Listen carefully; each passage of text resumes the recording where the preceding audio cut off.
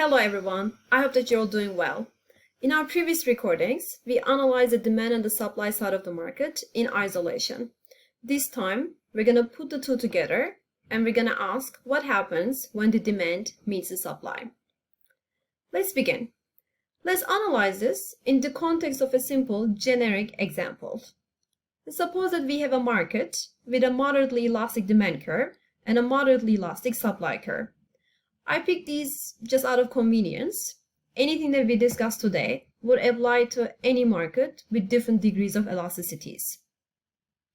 Let's first remember what these curves tell us. The demand and the supply curves tells us the total quantities demanded and total quantities supplied at given would-be market prices. In plain English, you may think of this as these curves basically summarizing the preferences of each side of the market under different price scenarios. Now the question for us, right, as economists who are analyzing this market, how can I predict the outcome of this market? So on this one, the economic theory becomes very handy. The economic theory tells us the only stable price point and the outcome of this market is the price point, PE, where the quantity demanded is exactly equal to the quantity supplied, which basically happens at the point where the two curves, the demand and supply, intersect. To see this, you can do a very simple exercise. You can just draw a straight line from PE, and let's look at the point where it intersects demand. It corresponds to QE, and do the same thing for the supply, right? Straight line. And the point that it intersects the supply curve is also QE. So which basically means at that price point, quantity demanded is exactly equal to the quantity supplied. So the economic theory tells us this is the equilibrium outcome of this market. So why is that? Let's think about the properties of this price point a bit more. When quantity demanded is equal to the quantity supplied, economists will basically call this condition as market clearance. Market clearance, meaning that at that price point, all the demand is being met by the supply. And because all the demand is being met by the supply, at that price point, no market participants have any incentive to act for a change. So that's why the market, once it hits this price point, it will stabilize there. It will reach its equilibrium. So economic theory basically tells us this is the only stable equilibrium outcome, meaning that all the other remaining price points cannot generate a stable outcome. Let's analyze this. So why is it the case? Let's first look at the case when the market price was much higher than this equilibrium price point. So economic theory tells me that this cannot be a stable outcome. So why is that? Let's first look at the quantities demanded and supplied at that price point. Again, if we just draw a straight line, what do we see? The quantity supplied at that price point is quite high, right, QH, and the quantities demanded at that price point is quite low, which makes sense if you think it through, right? If the prices are very high, a lot of suppliers will be willing to supply, therefore the supply is high. But because the price is high, a lot of consumers will prefer not to buy it. So therefore, the demand will be low. So at that price point, as you can see, there is quite a huge discrepancy between the quantity supplied and quantity demanded. And in fact, in this case, we will obtain a surplus.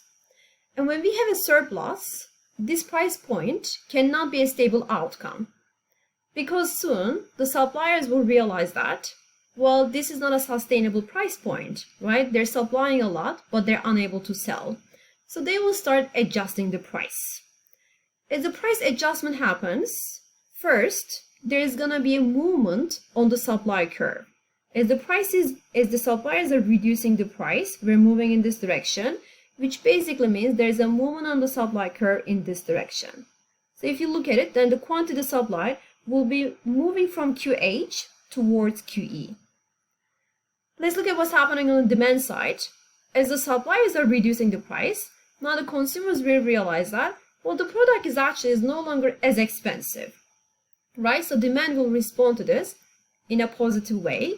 So the demand will start basically moving in this direction, basically meaning it will start increasing. It will move towards QE. So this price adjustment will continue until they hit this point. Why would it stop there? So this goes back to what we discussed basically in the previous slide. Once it hits that point, at that point, quantity demanded becomes exactly equal to the quantity supplied. When you reach that stage in a market, then no market participants have any incentive to act for a change. For instance, in this case, the suppliers wouldn't have any incentive to further adjust the price.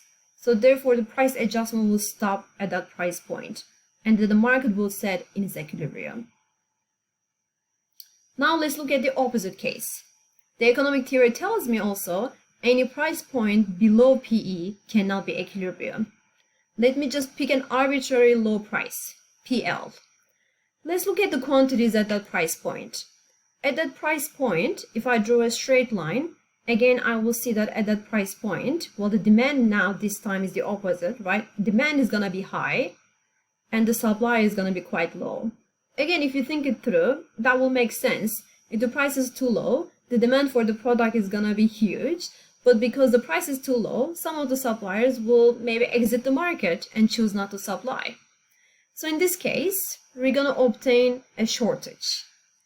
And if there's a shortage in a market, then there's always going to be some degrees of price adjustment kicking in. And therefore, that equilibrium, that outcome with a shortage cannot be equilibrium. So what is the nature of price adjustment here? It's going to be the opposite.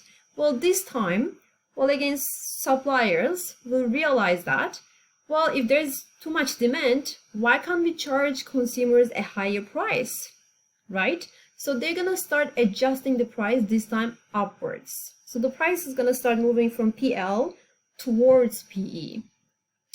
So as they're adjusting this price, there's going to be a movement on the supply curve, right? The price is going up, so the supply will continue to rise.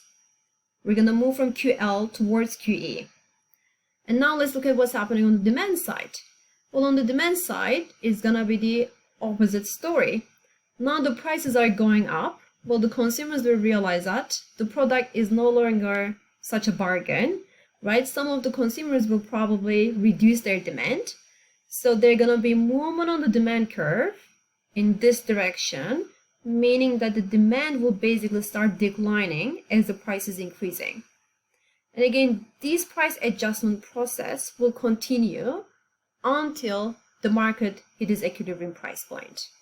And once it hits that equilibrium price point, then the market will settle down at that price point.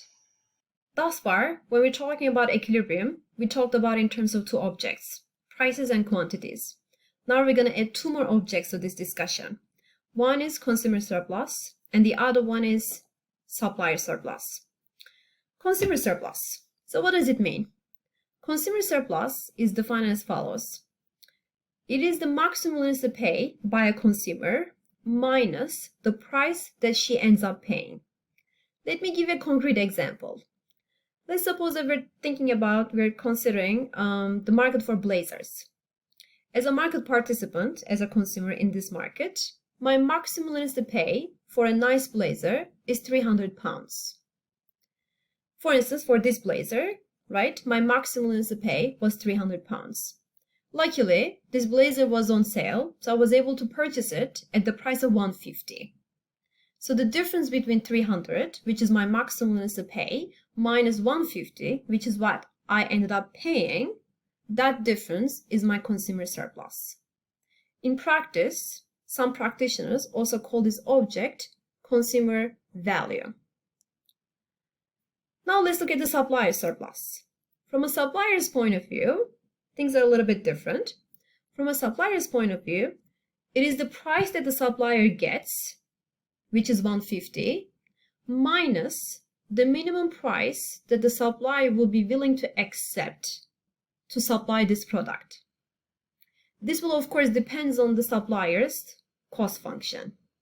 Let's suppose that this blazer, the supplier was able to produce this blazer at the price of $30. This actually wouldn't be too surprising to me. I think in general in retail, the costs, marginal costs tend to be quite low. So if it were 30, for the sake of this example, then the seller surplus will be basically the difference between the price the seller charged me, 150, minus the minimum price that he would accept, which is 30. The difference is 120, is the seller surplus. So this is basically the conceptual level, what these objects mean. Now let's look at how we can quantify the total consumer surplus and the total producer surplus in a more general economic analysis. Again, going back to my generic market with a moderately elastic demand curve and a moderately supply curve, I want to be able to tell what the consumer surplus and the producer surplus are by just directly looking at the graph. So this is the demand function, right? This is the supply function. And now I know that this is our equilibrium price point. And at that equilibrium price point, this is the quantities demanded and quantities supplied. At that equilibrium, let's analyze first. Let's identify who the market participants are. You may think of demand curve representing a cross-section of households or potential customers with different degrees of maximum willingness to pay.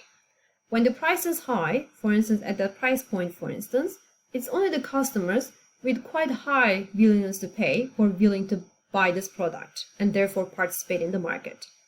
So to make the life easy for you and just to visualize things, you may think of customers with different degrees of willingness to pay are sitting on this curve. They all line up on this curve, with the ones with higher maximum willingness to pay are sitting at the top, and the ones with lower willingness to pay are sitting on the other side, on the lower edge of the demand curve. So at an equilibrium price point, now my question to you, which of these customers, or potential customers, are actually going to participate in the market? At that price point, it's only the customers whose maximum willingness to pay is higher than PE are the ones who are going to buy this product and therefore participate in the market. So on the demand curve, right? So these are the buyers given PE. These are the buyers. And these are the potential customers who will choose not to participate in the market given the price. From their point of view, their maximum willingness to pay is lower than the market price, so therefore they will choose not to participate. Now let's look at the cost. So similar to the demand curve, supply curve also represents a cross-section of potential suppliers, potential firms, who have different degrees of costs. So some of them are more efficient. If you remember the example that we did before, like the aluminum producers, some of them are more efficient, they have lower costs, so their minimum price that they're willing to accept is much lower. And some of them, they're not very efficient firms, their costs are very high, so therefore their minimum price that they will be willing to accept is much higher. You can think of these firms basically lining up, sitting on the supply curve. When the price is low, right, it's only the very efficient firms who are willing to supply at that price point. So therefore the firms with lower costs are sitting on this side of the supply curve, and the firms with relatively higher costs are sitting on the other edge of the supply curve. You can just kind of like visualize. And now let me ask the same question here too. Given the market price, PE, which of these firms are willing to participate in this market? At that price point, it's only the firms whose minimum price that they're willing to accept, right, is lower than this PE. They're the ones who are willing to participate in this market. So basically, these are the ones who are willing to participate in this market, and these are the ones who will choose not to participate in this market because at that price point, they're unable to uncover their even basic costs.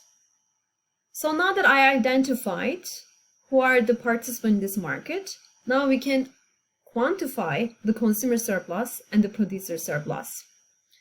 The producer surplus, the total producer surplus, is basically the triangle under the demand curve, the blue triangle here. The way to see this, again, I think the best way to do this is actually to visualize. You may just pick again just one person here. a person with a maximum willingness to pay equal to say 50, sitting at that price point.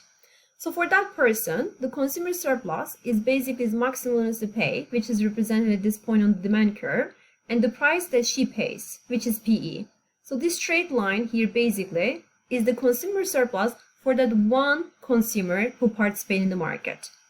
If I want to calculate the total consumer surplus, then basically I want to do this exercise for every single consumer and then add it up, right? So basically all of these straight lines here represents the consumer surplus for any given consumer who is participating in the market. So if I add it up, this whole thing, it becomes my total consumer surplus.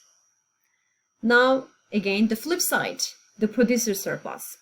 From the producer's point of view, as we said, these are the producers who are going to participate in the market. And I want to calculate the surplus, the total surplus enjoyed by all of my producers. From their point of view, remember the producer surplus is the price that is received by the producer minus the minimum price that the producer would be willing to accept, which depends on the producer's cost. So this line, so again pick this one firm here sitting at that particular point. For that one firm, the seller surplus is the difference between PE and this point here, this straight line here. So if you do it for every single seller who is participating in the market, and again you would obtain that this green triangle, right? This is the total producer surplus. Great. So to wrap things up, so when we're analyzing a market, given its demand and supply, we can identify the equilibrium price. And given the equilibrium price, we can identify the total quantities demanded and supplied. And then the equilibrium outcome, we can also quantify the surpluses enjoyed by the consumers and the producers who choose to participate in the market. Thank you.